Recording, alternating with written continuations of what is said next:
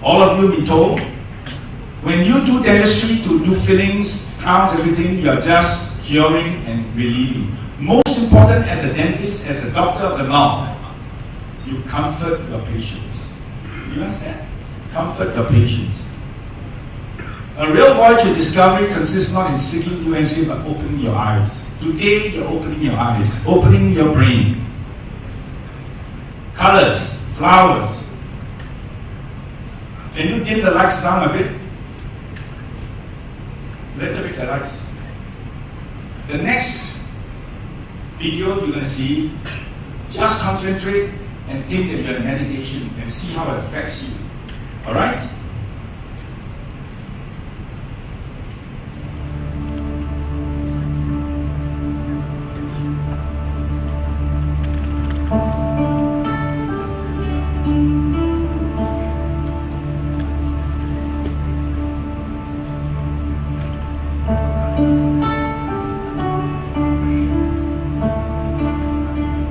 Picture of a little place in Amazon in South America.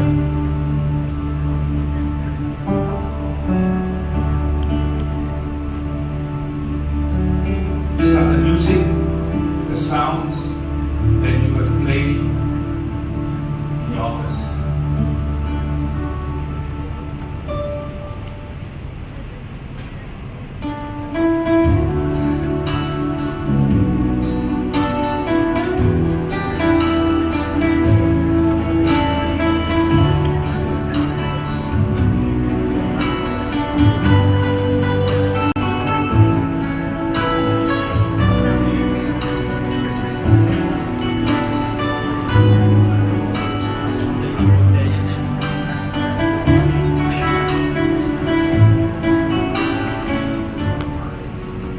When you are happy, sad, when you're in love, and you fall out of love. Listen carefully to the music. See how the music can.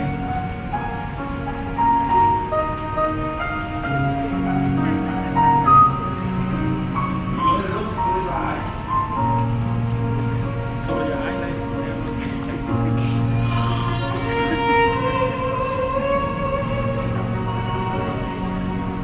If you haven't been to this place, go. It's a very beautiful place.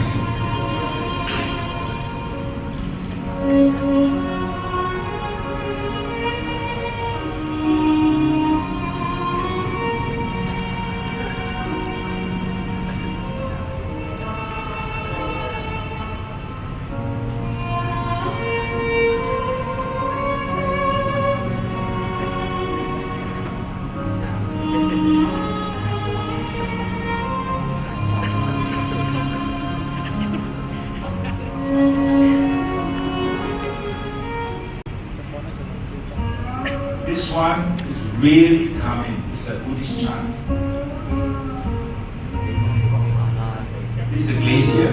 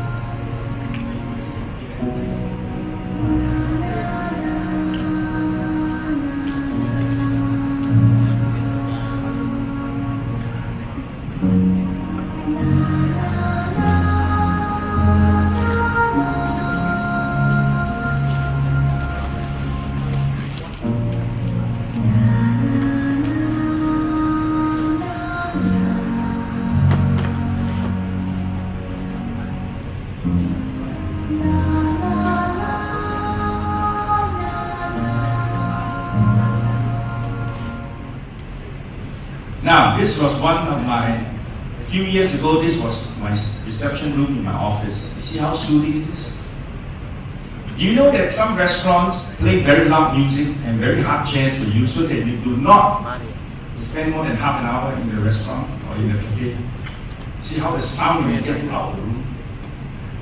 Right? And the chair is hard. You don't want to sit longer than half an hour.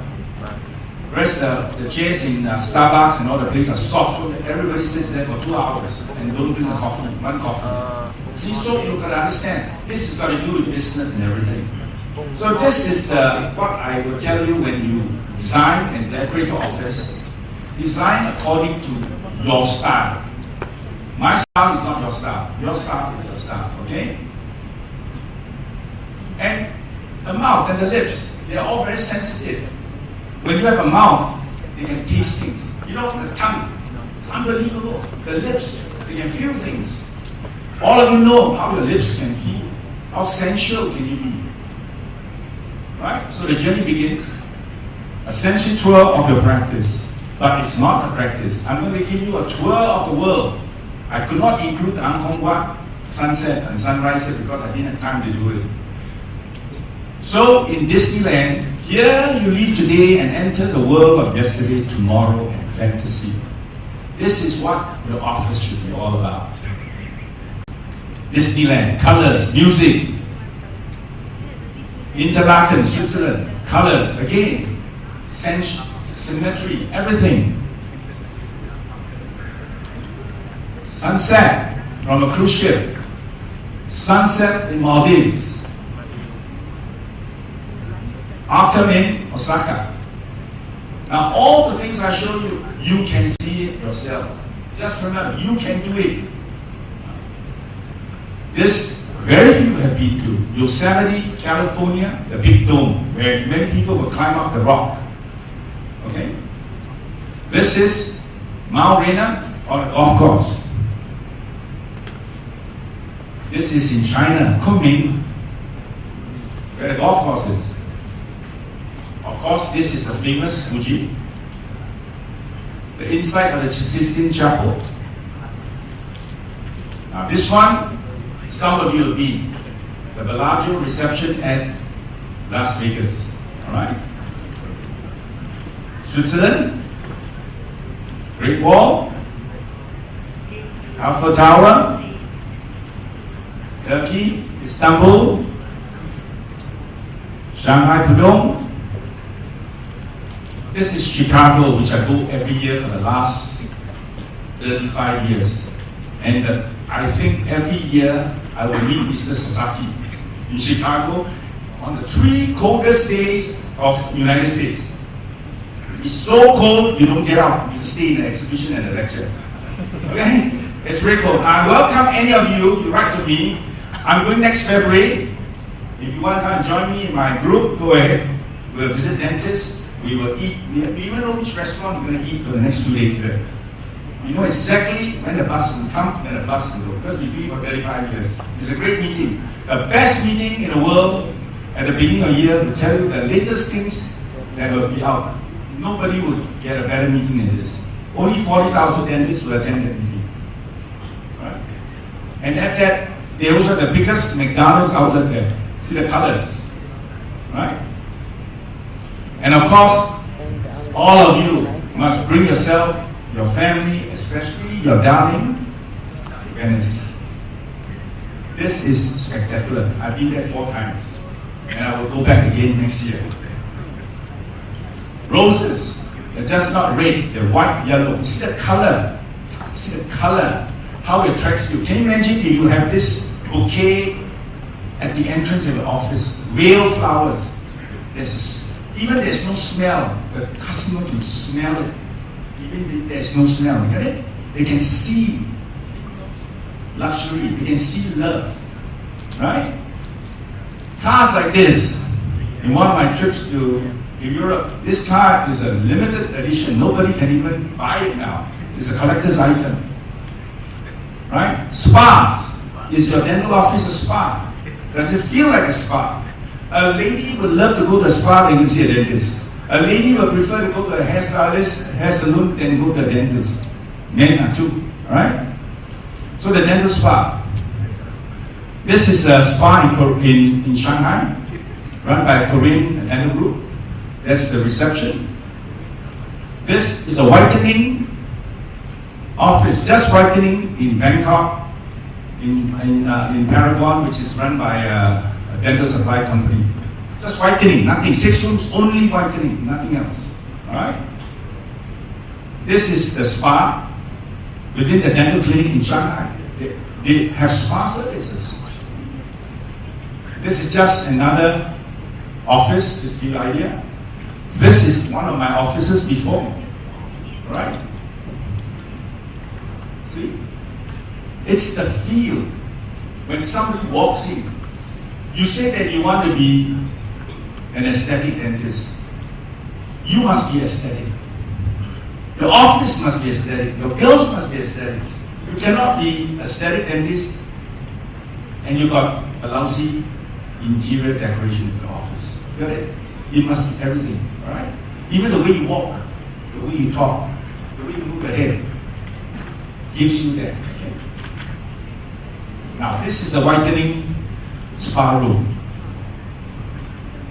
You see the hotel beds, how they play the colors, right? And of course, Disneyland, the Cinderella. She's only 16 years old. I took this picture when I was bringing my grandson to Hong Kong Disneyland, and she popped out. I said, "How old are you?" 16 years old. I said, "You sleep like a doll."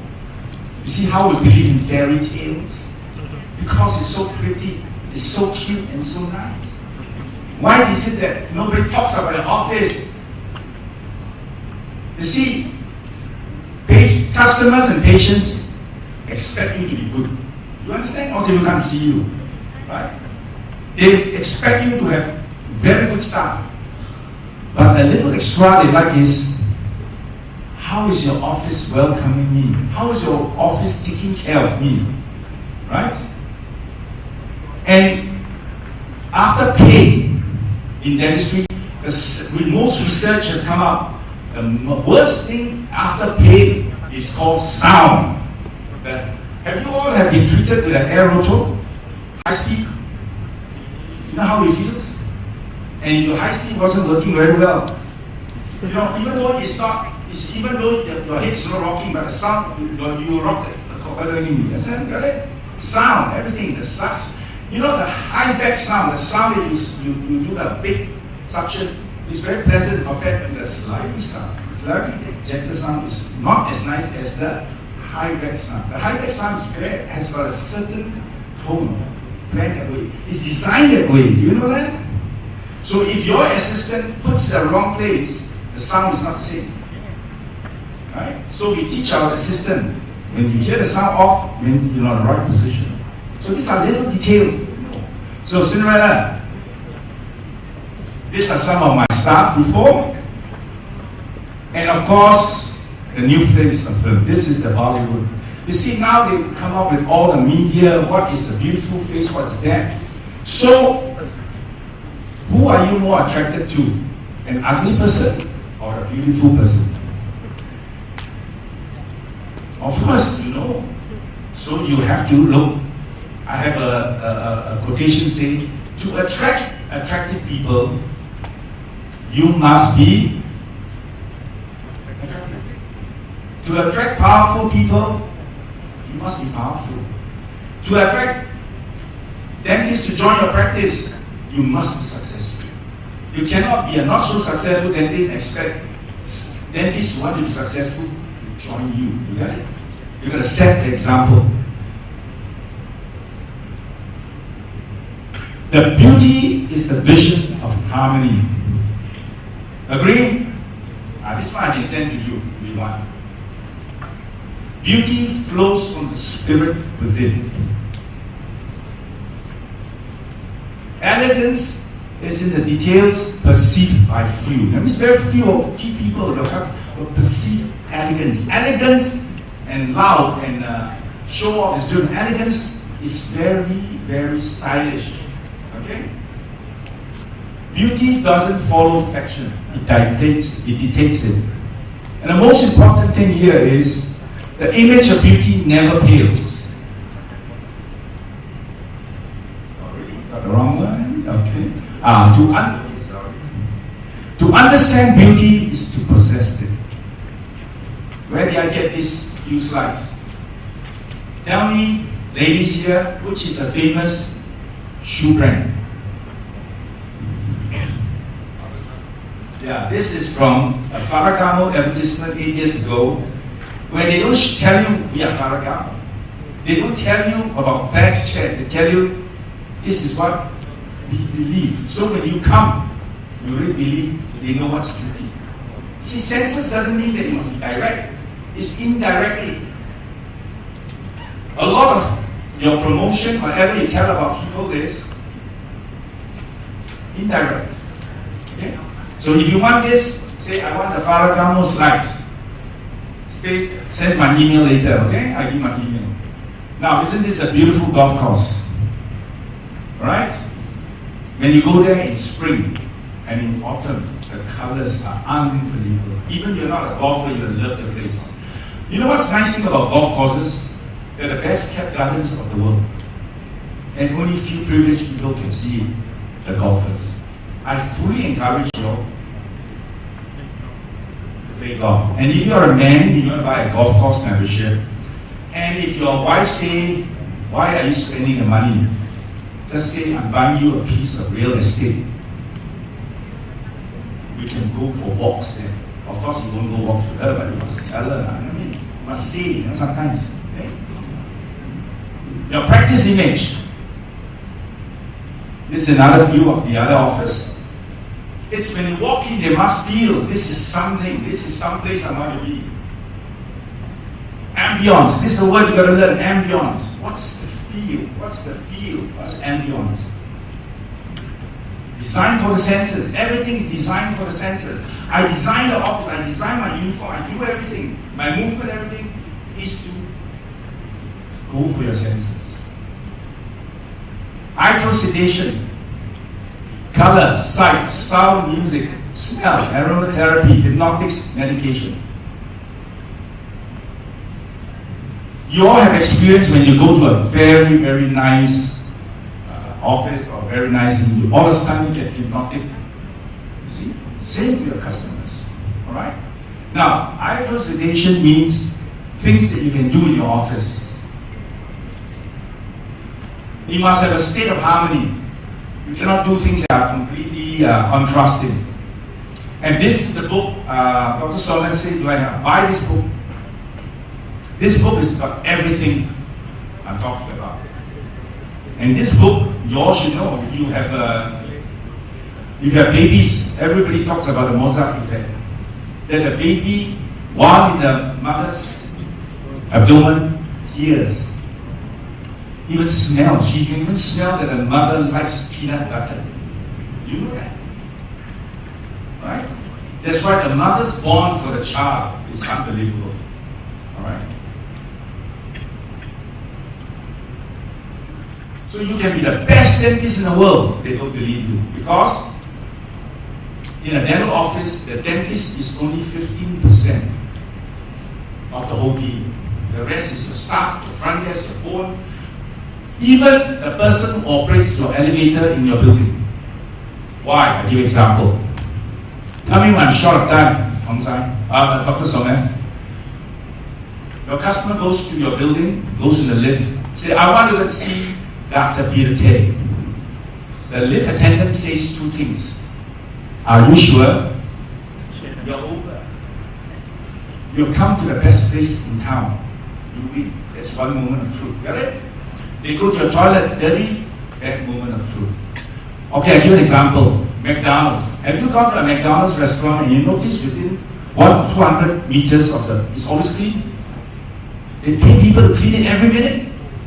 You go to a Burger King, the table is always dirty. McDonald's never dirty. You get it? Because we are used to cleanliness. You get it? When you got a bit of money, clean is important. When you get money, you don't care. Food is more important. Now you all are now responding to a lot of things, restaurants, fashion, everything, all to the senses, because you can afford it now. And your customers here are going to afford it, especially in Cambodia. I only can see upside here for you. You've got so much potential in this country. I wish I can be a Cambodian and young, because I'm old today. I wish I was young like you all. I think of the opportunities I can get. Alright? Rejuvenate your senses, renew your soul, restore your mind. This is what you do. You do not have a customer walk in your office and get an implant done or get extraction. They must renew their soul. To believe that dentistry is good. Dentistry is no more painful. Dentistry is nice. The dentist is nice. Have you all practiced dentistry and you remember some patients say, I didn't know there's no pain in dentistry. Remember? Because some of them gone and got a lot of pain. Now they say, oh my God, this is a dental office. How can you all be so nice? I remember 40 years ago when I first treated German patients. I give a local to the German. He said, thanks doc. I never had an anesthetic. I said, what do you mean? He said, what do you mean? If I say it's pain, my dentist slaps me. That is what the dentistry was 45 years ago. And in some parts of Cambodia, it's still the same. Because in your villages and everything, the dentist and doctor is like a god. Got it? Right? But let me tell you, you are no more gods. Because the internet is going to tell them what you can do and what you're supposed to do. Alright? Flowers again? Can you smell colors? Tell me, can you smell colors? Of course you can smell colors. Can you feel colors? Yes. Can you hear disorganization? Like we went down for buffet just now. Would you bring your darling to a restaurant that makes a kind of noise? No! You bring your best friend you don't like to that kind of restaurant. Got it? You can hear disorganization. So when your staff talk in front of everybody, when patients are there, they can hear. They say, I'm happy, then they can hear, they can sense, huh? Can you feel and see unhappiness? Can you sense everything? Can you sense everything? Can you smell success? Can you hear success? Can you see success? Can you taste success? Can you feel success? Can you sense success? Many of you are starting to enjoy wine. Right? If I tell you this bottle of wine is $1,000, and you taste it, ooh, that's the best. If I tell you this wine is $10, you taste it, how can you drink shit like this? Right? So, taste is very important. Right? Colors, taste, we're all looking. Why are the Japanese restaurants, why we love it? It's the way they display the food, the way they present the food to you. Right? Okay? Eating in a restaurant is different than eating at home. Unless you marry a chef and you marry a restaurateur. Otherwise, eat. Like we're eating this now. How many wives will appeal to the senses of the husband after they marry him? Because it's a done deal. I married you, so what's the big deal? So they eat what we eat today because I got no servant. Right? So you got to understand, you have to appeal to the senses. So a lot of men will love to always go out and eat because you know what, they get served. Because you don't expect a wife to serve you. You get it?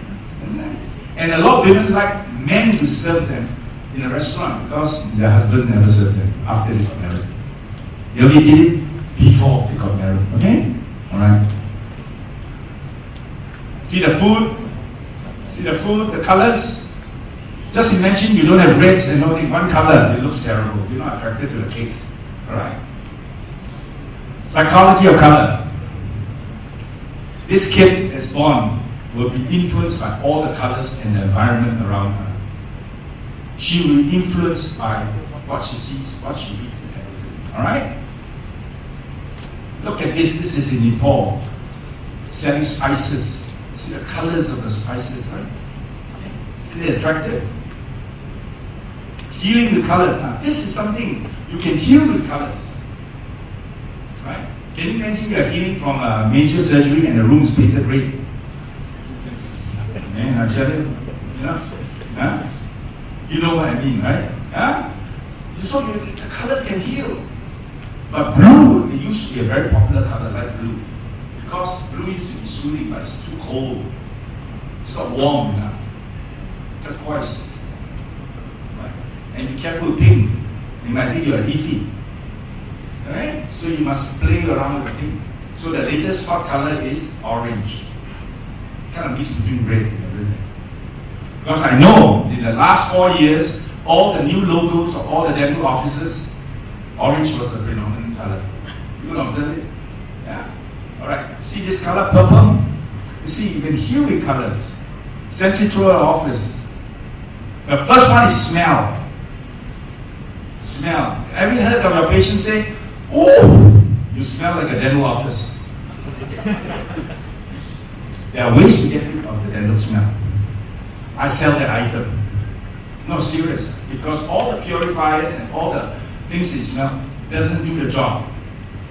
Alright? You need a special system where you use a 3 system, UV light, ions, and negative ions. Yeah. And not many companies has that. Okay? So this is something. Smell is a very, very thing. Smell. I mean, some people's noses are so good. And when they come to your office, they are tense. It's more intense than the smell. Get it? So you've got to be very careful. Smell, the milk sense. That means you don't say anything, but the milk sense.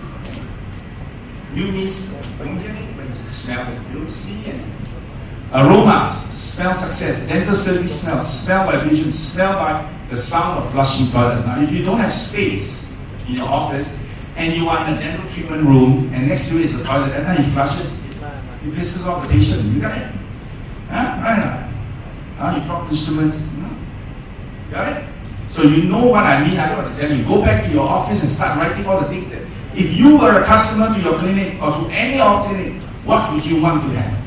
Then write it out and then you make sure you do that so that your customer will know. They can tell when they come and you say no more stuff. They walk in. Hey, what do you do with this place? You just renovated? They can tell. Right? Sweet smell of a successful dental practice.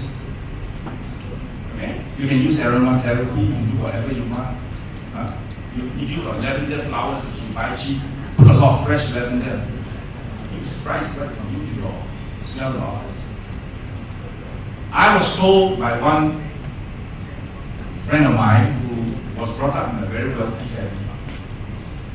And his father told him, never go to a restaurant that has no real flowers. Never go to a dental office where the plant is dead. Because you'll be dead too. Okay? Isn't it? Simple common sense, right? Flowers are not expensive in Cambodia. You tell the flower supplier, supply me every 2 days. And it won't be costly. But I'm telling you, your customers will definitely appreciate flowers. And if you can afford roses, better still. Why not carnations? Carnations are good dye. Roses are love. See the difference? Are you aware? So don't get carnations. Okay? Unless the girl say it's carnations and nothing else. Right? Otherwise, you can't go wrong. Roses can go wrong. If you've got lots of roses in your office, every time a nice lady customer finish, take one and say, for you, take home. See? Right? Don't let your wife know about it. So, roses, huh? Oral anesthesia. How do you block out the sound? By having earphones. Because there was one chair that they never made anymore. It was in Korea, from Shinghong, where they built the speaker so well that when the high-speed heavy is going, it blocks off all the sound. Right? Oral anesthesia, that's a big thing. I tell you, yeah. Sound. The healing heart. Remember the 3 pieces of music? Stimulate your sadness, your happiness, your calmness. Right? So choose the music. Right? Can you do a rock and roll or rock music while I do surgery? You may like it, so put on the earphone so that the patient don't hear it. If the patient hears it, it's awake. They wonder what's going on. Right? If you're dancing and holding a handpiece, you might miss, you know. Right? I have a little tip for you since you're here. Somebody asked me once, a patient said, why are you charging me so much? I said, it's my heart and stomach muscle that you're paying for. My heart for being steady, my stomach muscle for tolerating the problem. Because if I slip, I've got to come, you know. So don't pressure me. Because you won't bargain with the neurosurgeon and the heart surgeon who's operating on you, will you? You pay less, he forgets to stitch up while you die. Understand? So think of you, dedicated. You're doing a very precious work. You're doing works of original art every time you treat a patient. Do you understand that? Every piece of filling, every crown, every implant is original. Do you understand? But you charge it like it's a can of fruit from a supermarket. Got it? Now when it comes to charging, I run a seminar there. Okay? Because you always feel, dentists always feel that what will the customer think? The customer never look at the price. If they look at the price, you don't have to treat the customer. They come to you for quality, no pain, fast. Okay? So the year, soothing, piercing, jarring. Make sure you don't have. Make it soothing, no jarring, no. Got it? Now, all these lights you see on these fireworks is taken by my cheap camera on our Singapore's National Day. You see, you don't have to have a fancy camera to do all this stuff. But I cannot use this slide if I'm projecting this to 1,000, 6,000 people. It will show the quality. For this, you can get rid of it. So when you want to present, who are you presenting to? Again, this is visual. You go to the 6,000, the world meetings. You know how many of them are experts? They can look at the picture and know it's doctor or not doctor. You don't have to tell them. They're that good because they've been trained visually. Okay? Sight. Beholder's eye. See that? We have eyes, but we don't see because we have blocked it out from our brain. There's this lecture I do called "You see your eyes." No, you look with your eyes and you see your brain. You hear with your ears, but you listen to your brain. Your brain can do a lot of things. Colors, objects, colors, arrangement, design, position, spatial. How you put that's what the interior decorator does. Right? Got it? So you have to play with all these things, the object. Right? Now in your office, if you have an object this size and above, nobody takes it home. Right? But if you have objects very nice this size, you better have a lot of replacements. Got it? So you must be careful what you put so that you maintain the place.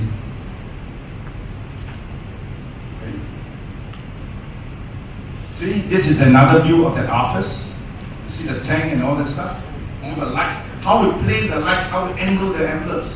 This office no more already. You better take a picture. Right? I personally design all my offices. I design other people's offices too. But before I design, I interview and know what's your personality. There's one office I helped to design, and his personality was he loves cars. So there's a lot of concentration of cars along the walls, but not too outstanding, so that people know he appreciates cars. Alright? Sensation. The feeling bubble. Right? Touch, feel, ambience, texture. You go to a dental office, as they walk, they touch your tabletop, they touch your sofas, they know what quality you have. And what quality you have reflects on your quality. Can you imagine you go to a dental office where the flowers are dead, or the magazines are broken, and the toilet's dirty? They question your sterility. They question whether you even know what's going on in your office. Maintenance. Do you even sterilize? When you stimulate the senses, is that negative or positive? So swing towards the positive. Okay? This is one. You see the sensation of even a terrapin touching to feel you. Now it's a belief system, but some people feel. Some women are now using what? What's the spiders? Snail lubricant on the face. Right? Okay?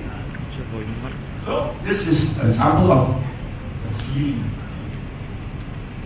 Senses, savor, taste. The social sense. You prefer to eat alone or you prefer to eat somebody to talk to? That is the social thing about eating. It's nice to eat with somebody, with friends, to talk, to enjoy. Eating alone is terrible. One day when you have an opportunity, you don't have the opportunity and you became alone, you feel very sad. People must throw parties so that, they can have friends, social, right? Taste, rinses, profit paste, local, impression material. One tip, your impression material is not going to taste very good. But it's not bad. But if you tell the customer, taking this impression of you, the material, it's not very nice. You really program them, it's not very nice. But you know, it's not that bad. But when you take the impression, they will say, oh, thank you, it was not that bad. You get it? Positive. So when you play with the taste and everything, profi paste, local, all these things, they can taste. Right? I mean, it's like a dental office providing free Coca-Cola. Not very good, isn't it? Not very good, right? If you're going to do tea, well, it become chamomile tea. So it's what you choose to put in your office. Right? This is the sixth one called ESP. Synthesia. How we are develop our sense of the sixth sense. You know, all the things how we did. And this is something, there's a lot of research done on it, that it has a place in today's world. It had a place before. There were people who were very good at it. Okay? For example, you're not buying a car, you're buying a belief. That is synthesis. Programming you, right? Steve Jobs, 10 years before iPhone came out, he told the whole world, if I have a phone, this is what the phone will be like. I program you. So when it came out, the iPhone, you programmed it. That's the phone I want. Got it? So you don't buy just a car, you buy a belief. And the belief is put into your head long, in fact, on the day you're born. In fact, like I said, the baby knows the mother likes peanut butter. Chances are, she might do peanut butter. Right? Sixth sense, anticipation, empathy, comfort you. This is where you, not just you, your team must be good at this.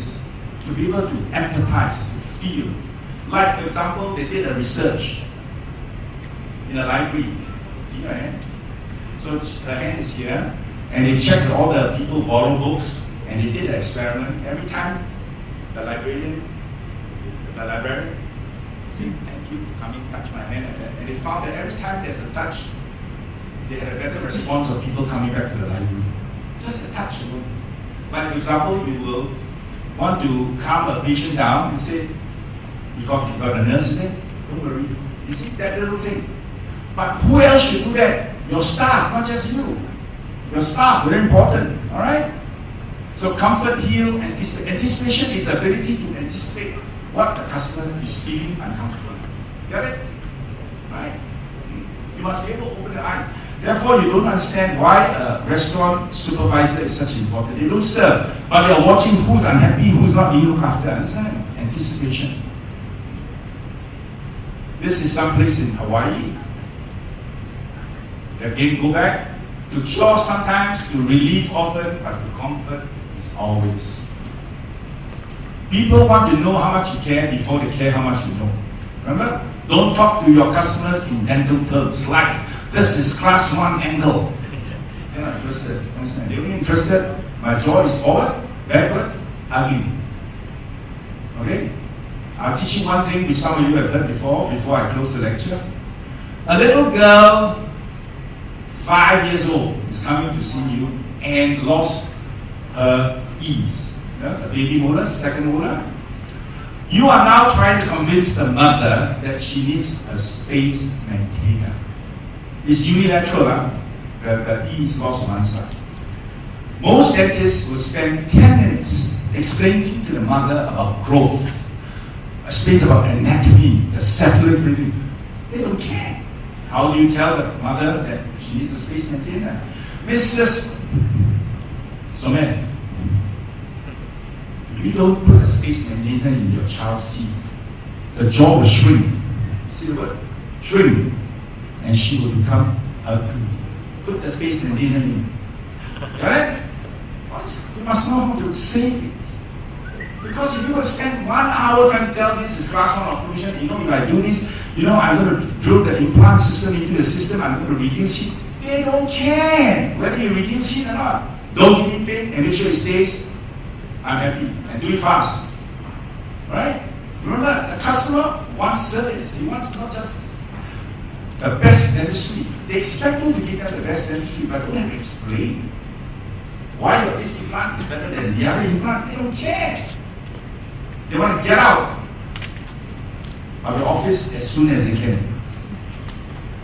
People buy when they feel understood. This is take home message. If you don't understand your customer, you had it. Don't let them understand you. How many times I've seen dentists, you understand what I'm trying to tell you? They're not interested. Do I understand you? Right? Yeah.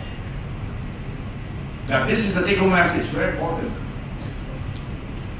So, meet the customer first. Do not meet the teeth. Always look at the customer. Like Dr. Edith said, look at the customer. Look at their posture. Look at how they walk. If they walk like that to your office means they also got a malfunction in the mouth. Understand?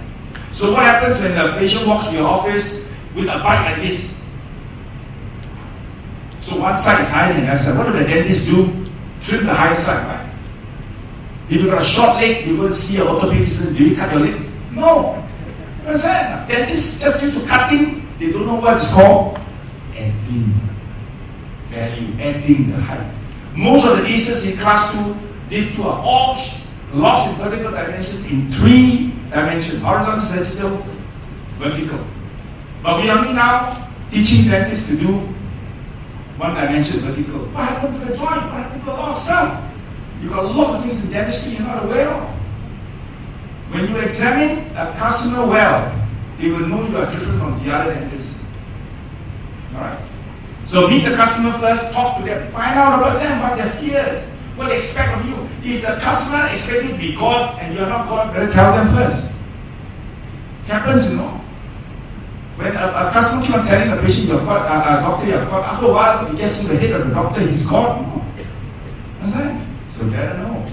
So understand them, understand everything. Now, this is the customer, all the young women, young men, modern internet. These are all from magazines. People read about it. And when they read, they get influenced by it.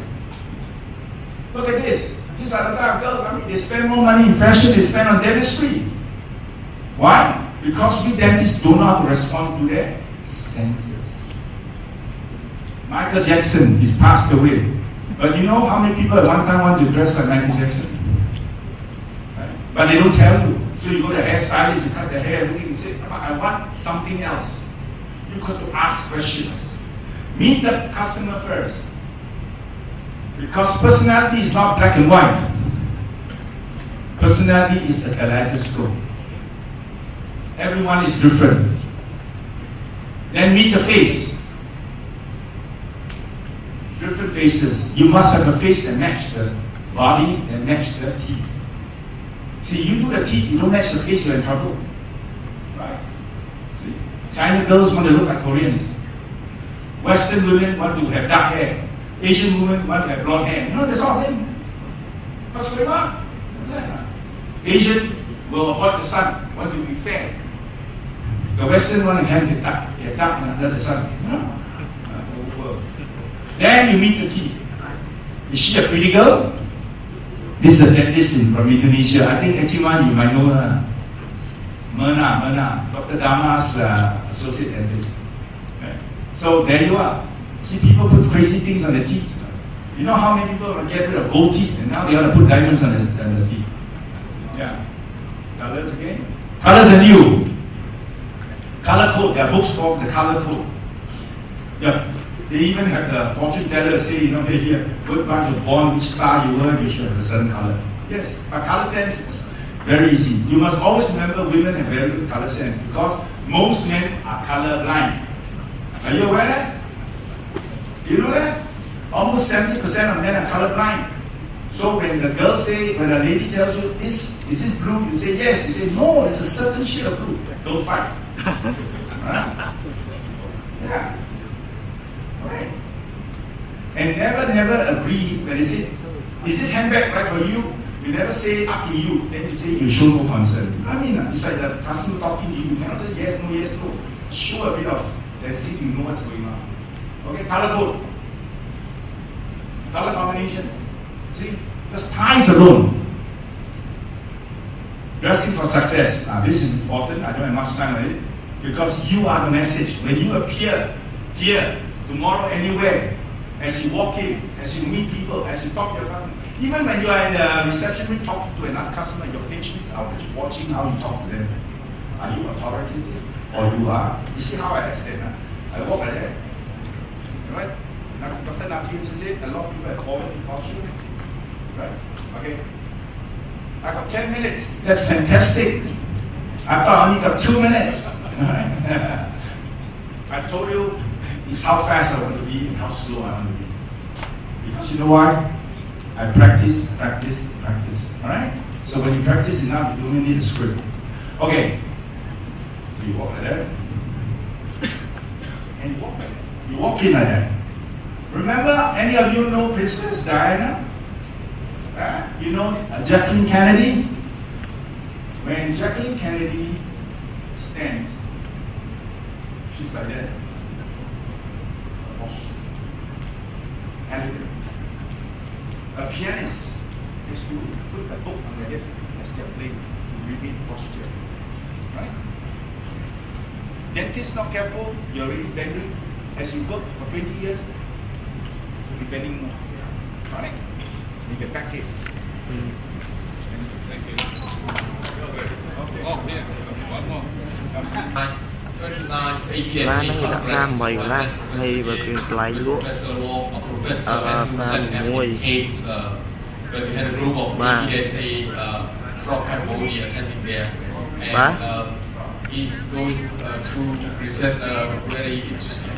anh là mơ thân đấy cùng ơi nhom vậy đi bố nho đăng ai bên đây còn ha còn lan thì đặt lại bên đó ngày muốn gọi nam thì hôm nay còn mau ta cái đấy mà nhanh chút mà.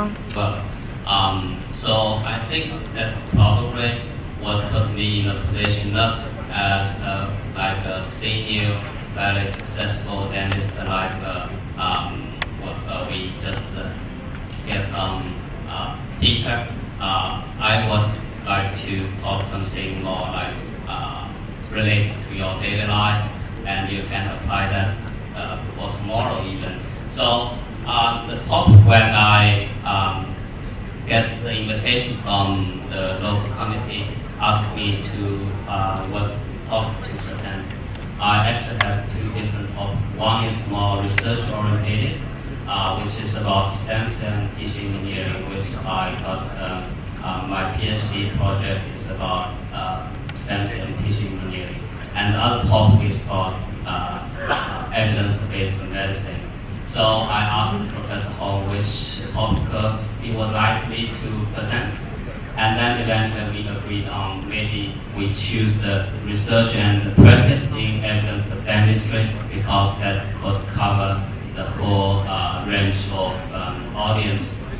If you are a dentist already, you want to know how to practice the evidence-based medicine, and if you are a dentist student, you might want to do some research in evidence-based medicine.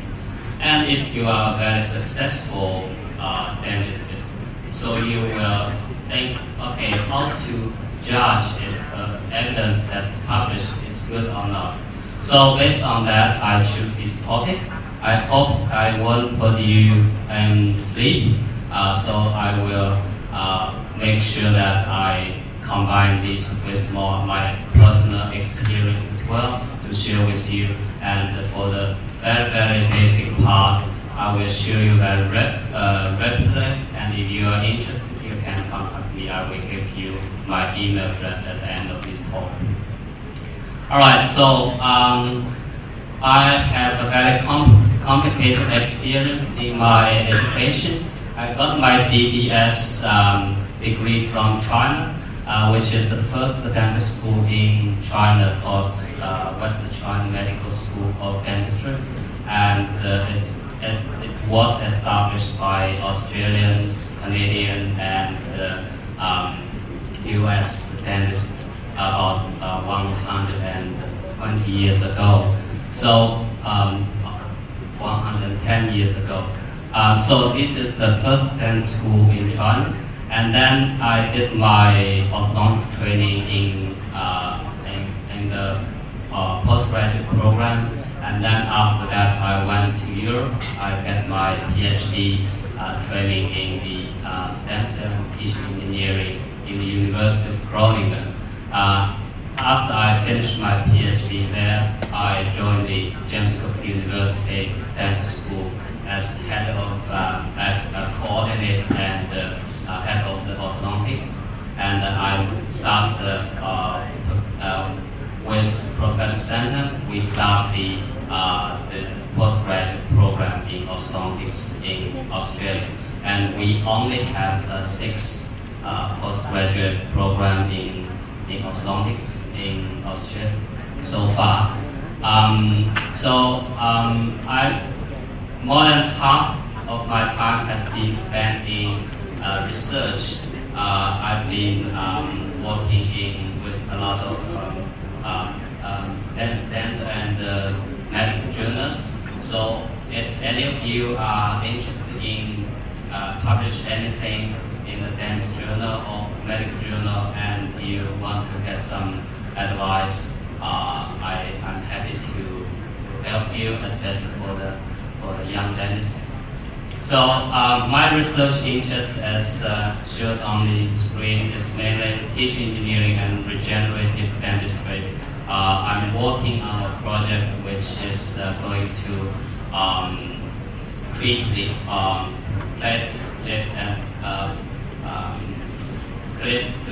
lip and palate with the smart nano particle materials. So you don't need to do bone grafting. You don't need to do a bone transportation. You only need to inject that material in the body, and then the growth factor will release in a timely sequence, and the new bone will be regenerated. So as such, the patient do not require to do a big operation for them. And for most of you, you already got some of my slides print out. So if you are interested in this field, we can probably have some cooperation in the future. And my other research of interest is evidence-based dentistry, which I'm going to talk a little bit more today. I'm also very heavily involved in teaching. I'm co-supervised master students and PhD students from the Netherlands, from China, and I also supervise the master and PhD students in Australia. Alright, so this picture actually shows the different locations I have been working before. This is Sichuan. We have 18 stories of dental school building. So this is just the full clinic. We have more than 300 oral surgeon beds in that building, and we have more than 200 orthodontic chairs.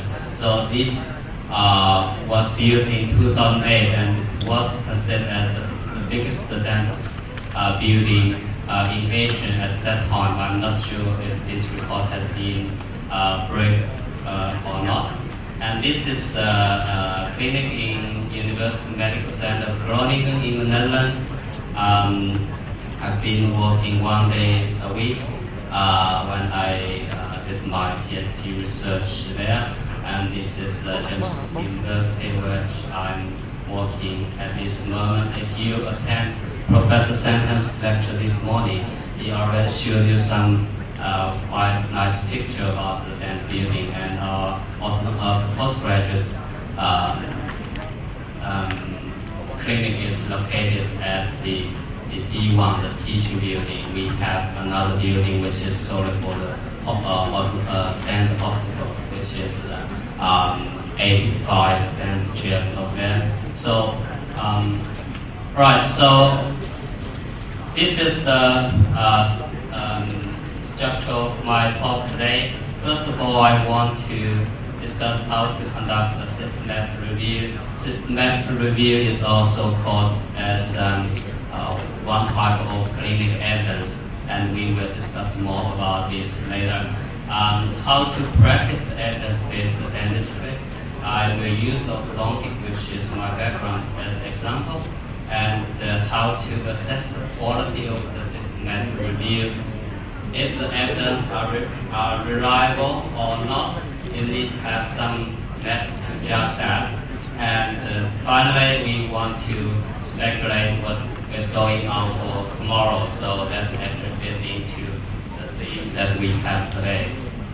All right. So it looks like a lot of things to take, but I would like to present it in the most understandable and the easiest way for you to be with me.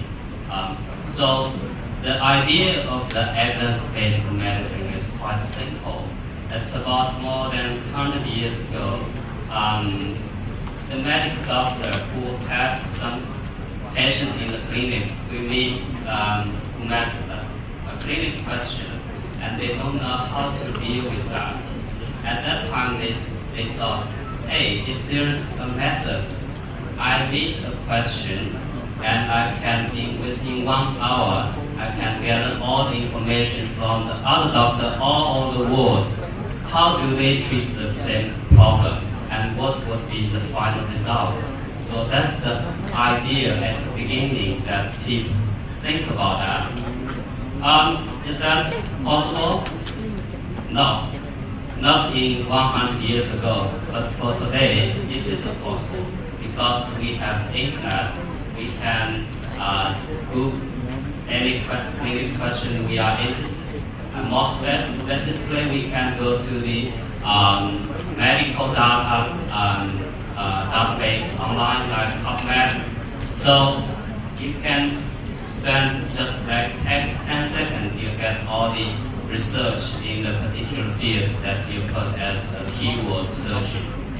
So nowadays it's not anymore that people cannot get enough information, but the computer complains that the user, you guys, are not smart enough, so you can't get enough data from there. So it's the opposite way. Nowadays we can actually get the all the information that has been published against one particular clinic topic that you may have in your clinic, and you will know how does it treat that and what is the final result. Now, it's another, I want to show you what is a basic way to get your clinic evidence or you get clinic data from the other. First of all, you can, if you have a journal with you, you can look at the journal from the first page to the last page, and you can see the journal from the beginning to the from the first year that is published to the third year. That's quite a lot of work. So a smart way to do that is use its index. In most of journal, the last copy of that journal, like the December edition, they contain all the index that's published the whole year. So you can look at the index and then read on the topics, and then you know which just by the title you know if this topic related to your clinic question or not. So that's quicker than the original one.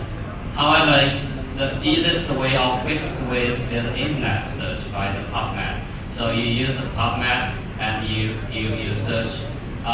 The only downside with that is PubMed only provide you the ones that published in English or with English abstract. So you actually rule out of some other good topic or good publications which are written in, for instance, in Chinese, in French, in German.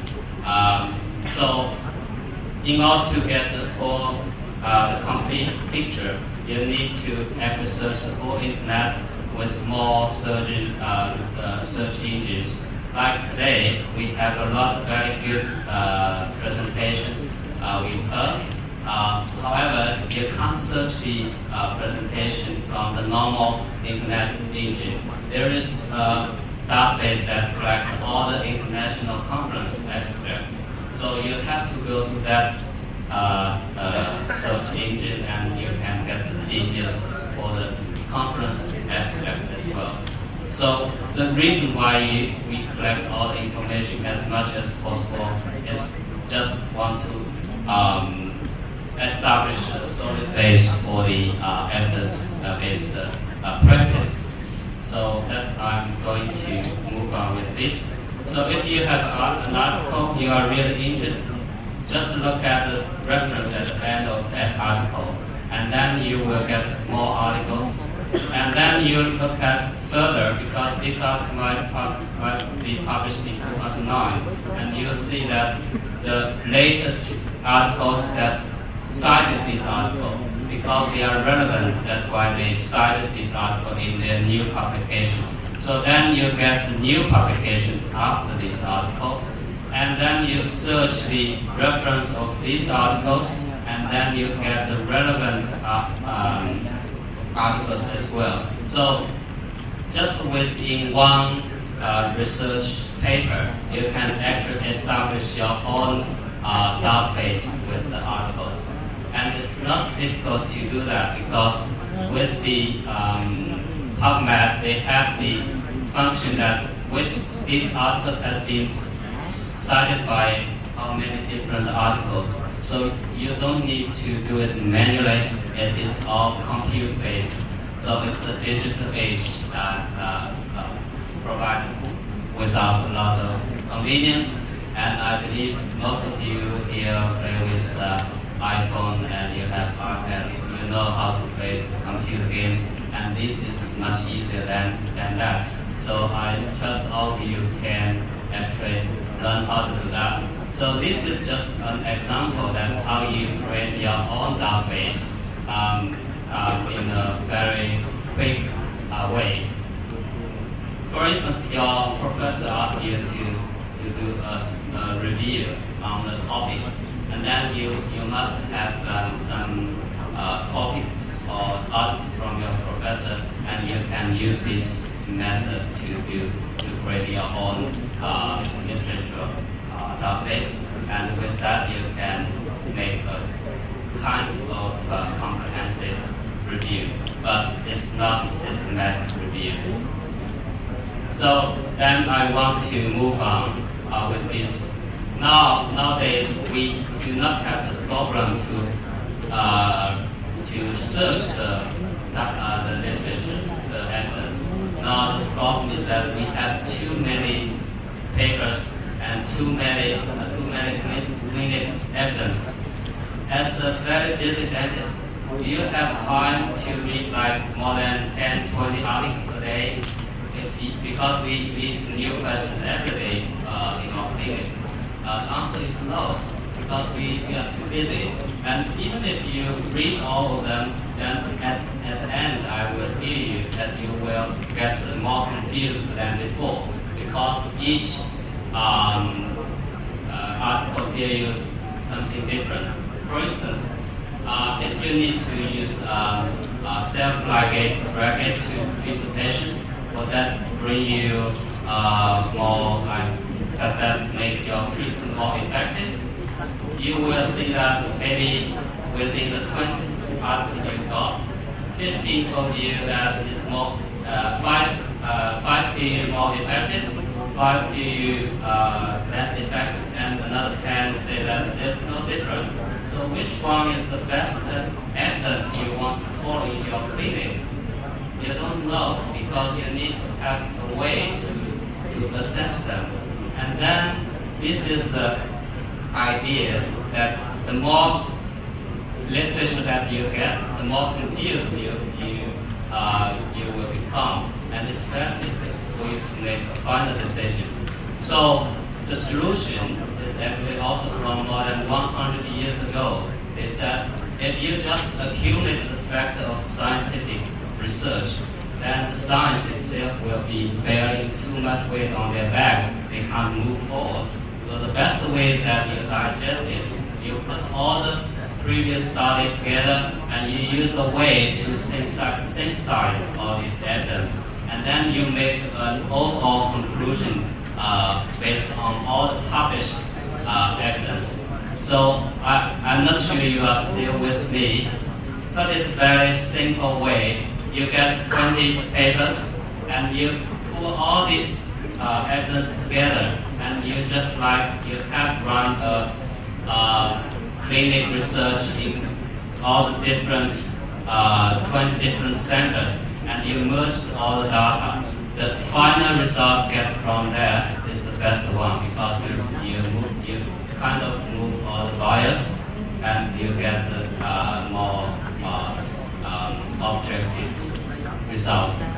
So this is the evidence. In the clinic, if you are talking about evidence, I would recommend you to go from the very, very basic ones. That's a lower level evidence. That's the expert opinion. So you have a clinic question, and you ask your supervisor or your professor, how are we going to do that? The opinion you get from the supervisor or professor is normally not the best evidence, because it might be just based on the one's own experience. It hasn't been tested in the clinic. However, if the professor is also an evidence-based person, he might have already read a lot of evidence, and the opinion that you get is actually quite high. So it depends on different opinion. Overall, the expert opinion is not quite reliable. It reflects the personal experience. And then we have the non-control clinic studies. That means like case report. You treat a patient today and it works, and then you publish the result in the dental journal or medical journal. And for that kind of research only works for the new disease, like no one has looked at that. But for the very popular or the high prevalence disease, you can't do that, because it might work in one's hand but not in the other. It has to be tested by a big group. So without any control, you can't say that it is work or not.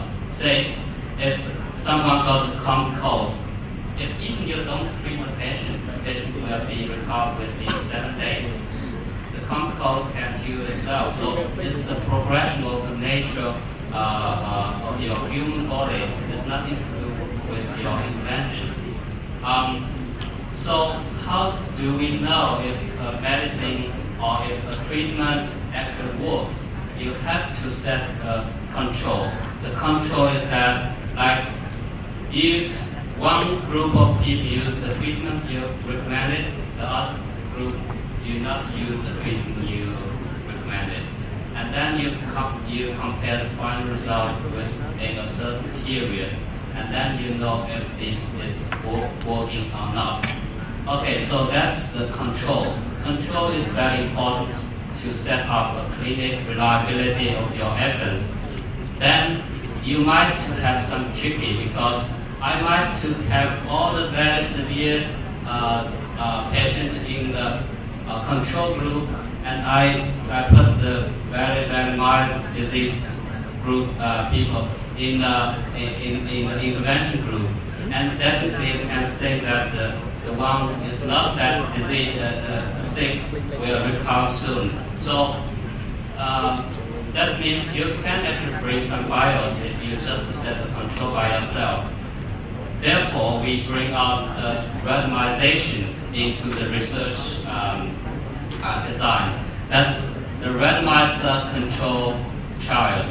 So the randomized control means that you have a pool of patients, like 30 patients, and you want to have group A 15 and group B 15. But before you assign the patient to any of the group, the doctor wants to know which treatment you are going to give to the patient. So the patient comes, and you probably throw the coin and decide which side is take the patient to group A, which side to take the patient to group B. So you actually do not have any bias in the grouping. So you can't put all the very severe patients in one group and the less severe in the other group. That's the idea. You have to be thoroughly, otherwise you will get lost. Why we need to judge the quality of the study. All right. After that, you need to think about the sample size. Like we have a perfect design research clinic started in Cambodia, but that might only apply for Cambodian people. That's not for Australian people, not for the Indian people. How do we know if this result applies for all the people all around the world? So you have to increase your sample size. So you have to get your study done by all the centers around the world. So that we call multiple center randomized control study. However, it's easy to say that it's very difficult to control. The first question is, how do you get an ethical approval? Some countries really strict if you use patient as a trial. So a lot of difficult within that. But we have some way that we can avoid that to happen. That is, we collect all these published randomized control trials, because that has been done before and it's done by people all over the world and they published in the journal. And you collect all the studies from them and you put them in a systematic review. So it's just like you run a randomized control in a lot of different places, and you merge all the samples together. So that's why the systematic review result is the top, is the best evidence, clinical evidence. So if I were you, I need to get an answer from my clinic. I will search first if there is any systematic review being published in that field. And then if it is, you can easily use that evidence. Otherwise, then you go to the randomized control trials, RCT, because that's the evidence is the level of evidence is below the systematic review. All right. So the other purpose I want to introduce here is that it's very easy to do a systematic review. You only need to have a computer and you have the access to internet, and then you can do that. Look at the impact factor. It's 5.785. Probably it will be higher this year. I haven't checked that. It was from 2013. What does that mean about the impact factor? Impact factor is that all the paper that's published in a certain journal has been cited by the other the future publications. So that means the impact of the journal, the quality of the journal. We have Science or Medicine, like we have Nature, they have more than 30 impact factors, which is really big. But they are mainly solved on the very basic research. For most of the clinical study, the impact factor normally is around 3. And you know, in dentistry, the highest impact factor is around 4. So in dentistry, we don't have very high impact factor. We have the systematic review. This journal is including all the medical specialties, like journal medicine and the dentistry. So we have a specific impact factor calculated just for the dentistry topic, which is 3.5, ranking as the third highest impact factor in dentistry. So which is really, really high impact. If you can get one published there, you should be very, very proud of yourself. Alright, so the next part is a little bit dry. I don't want to spend too much time on that. This is just to show you how to conduct a systematic review. I first lead you with the process of the systematic review. If you want to create a clinical evidence, how do you do that? The first one is identify your clinical question, because the systematic review is always dealing with a certain clinical question, either treatment or diagnostic. Then, if you have the clinical question, you can search for the published articles. That is, your study search. For that, you need to define the eligibility of criteria. Like you want to search for the treatment for a certain gender, like just for male or for female, or for adolescents, or for adults, or for senior patients. You have to identify your criteria, and the design of the study must be randomized control or just the semi-randomized control. This is something you have to put at the beginning of your research. And after that, when you get all this study, the papers with you, then you extract the data from the paper and then assess the quality of the data, if there is any bias or not, and how to prevent that. And then after that, you put all the data in a computer program, and the computer will do the statistics for you. And that will give you an overview if it is better or if it is worse. And then based on that, you need to draw your conclusion, which is the clinical evidence you provide to your colleagues in dentistry. So the procedure is really straightforward. You've got a clinical question, you search the literature, and you assess it, and you then synthesize it, and then you give your conclusion. All right. Literature searching, I don't want to repeat. This has already been said earlier. The only thing I want to point out, when you search the studies, try to include all the studies, as many as possible. Like, don't set a limit on the language. You can, if you set only English, you might rule out the French published articles or the German or the Chinese, and which is quite good. Apart from that, these are more very straightforward. And the quality assessment, I will give you a table to tell you how to give a score to each of the articles that you receive. So you know the quality of each individual article, if they are good or not. You only want to include the good articles, so your final product is more reliable, right? So this is a method that is recommended by the Journal of Association of Dental Association, American Dental Association.